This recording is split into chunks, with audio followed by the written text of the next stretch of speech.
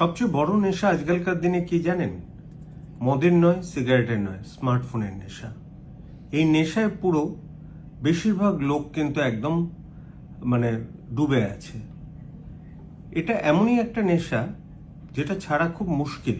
তার কারণ কি, এই স্মার্টফোন যারা ইউজ করে তারা অ্যাডিকশানে ভোগে, যে ওই সময় স্মার্টফোনের নোটিফিকেশন এলে সেই জিনিসটা তখনই তাদের দেখতে হবে, এবং দেখলে শরীর থেকে একটা হ্যাপি হরমোন যেটা ডোপামিন বেরোয়, যেটা আবার স্মার্টফোন দেখতে তাকে উৎসাহ দেয়।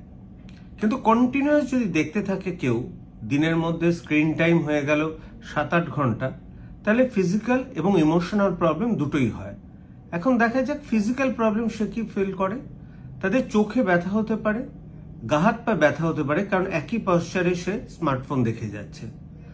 আর তাদের ঘুমের ব্যাঘাত হয় এবং তারা রাত 3-4টের আগে ঘুমোয় না, কারণ স্মার্টফোন থেকে স্ক্রিন থেকে চোখ সরানোর পরও ঘুম আসতে 1 ঘন্টা বেশি সময় লাগে।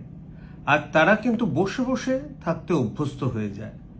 এছাড়াও তাদের ইমোশনাল কিন্তু অসুবিধা হয়, স্মার্টফোন থেকে একটা স্ট্রেস হয়, তারা একাকিত্বে ভোগে এবং তারা সবসময় সোশ্যাল জায়গা থেকে সরে আসে, আনসোশ্যাল হয়ে যায়।